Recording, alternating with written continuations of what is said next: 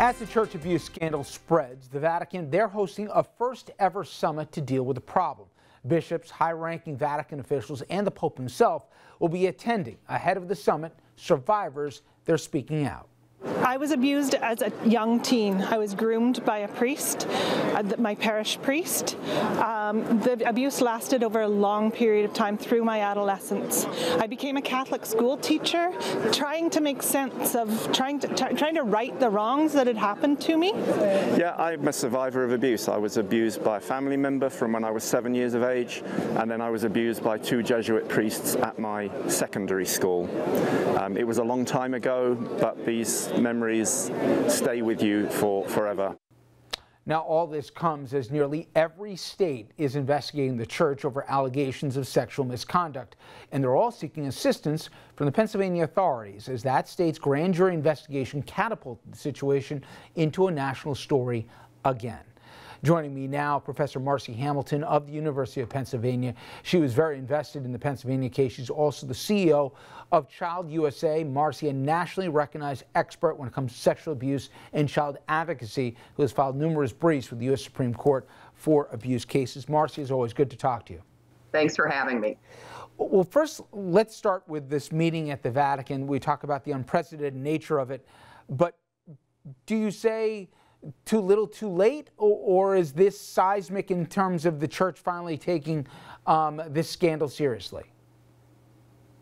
You know, it is actually my view, it is too little too late. The fact that the Pope felt that he had to deflate expectations last week made it very clear that they're not going to do anything cataclysmic. What they have to do is they have to turn 180 degrees. They have to choose justice for the victims through the civil law system and the criminal law system over their own interests, and they're just not there yet. You know, Marcy, for a lot of people, they compartmentalize this systemic abuse with pedophilia that took place. We've learned in stories global in nature systemic abuse of nuns. We now learned that there was an actual formal policy for children that were fathered out of wedlock, that the church actually had a policy in place to deal with this. The tentacles of these horrors, are we just learning just how widespread they are, or is this confirming what people have been saying for a long time? No, I think the public is just learning how big the problem is. That the next wave to hit is the many adult, especially women, who have been sexually abused, who were emotionally vulnerable, and they were either in the confessional or in counseling with a priest. There are thousands of them across the United States. They have been shut out of court, they've been ignored, but they also are part of this movement to bring this institution to account. We're getting some numbers, Marcy, right now. New Jersey released the names of 188 victims who suffered at the hands of abusive priests. Brooklyn, more than 100. I remember speaking to you in the immediate aftermath of Pennsylvania, and you said at the time, this will have a domino effect. We're starting to see it. And you said one of the biggest mistakes states could make in our archdiocese is trying to withhold the names because it only gets worse.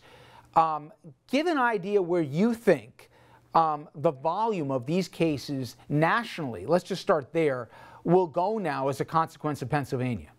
Well, this is going to be a huge number that very few people are going to be able to comprehend until we see all the names. Just to explain what's really going on, in New Jersey, many on that list were released years ago. In Texas, they recently released names, and within hours after the release of those names, many other victims named other perpetrators. So what we're getting still from the bishops is their credibly accused list, the one they're willing to go public. They still have many, many more secrets. So, you know, the bishop accountability says that there are dioceses where some priests are operating at 10%. In other words, on average, pedophiles are about 2.5% of the population. There are dioceses where 10% of the priests were sexually abusing children. And that doesn't even count the ones who were taking advantage of women or the ones that were sexually abusing nuns. So the numbers are extraordinary. We're just beginning to get them. And anybody who thinks we're getting clarity, perfect clarity from the bishops at this point, does not understand how tied they are to their worst secrets. Talk about justice for a moment, both criminal and even civil. We've talked about this before. We've seen archdioceses declare bankruptcies. The more names that come out, is the likelihood greater and greater that there won't be the funds made available? And I know you'll explain here how there's a distinction with a difference when it comes to bankruptcy declarations, but will there be money here for these victims, or will the church run out? I think it would be very hard for the church to run out, largely because it has two very, very large sources. They're the largest landowner in the United States. They own not just parishes, churches, and schools, although they own plenty of those, many of which are closed, but they also own hotels, office buildings. They own empty lots. So there is a lot of land wealth in the church. There's been no requirement that they have to disclose any of it. I'm not at all concerned about their possible becoming destitute. No diocese has become a victim to an involuntary bankruptcy where they just ran out of funds. All of them have paid these settlements with the sales of land and with the insurance coverage, which they all have.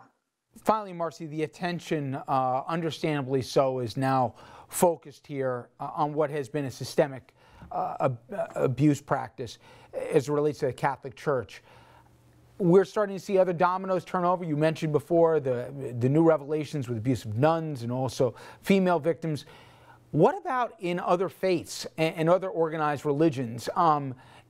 Does this now, do you believe, turn over to them? And I understand in many of the vast majority of the other faiths, a lot of the clergy are allowed to marry.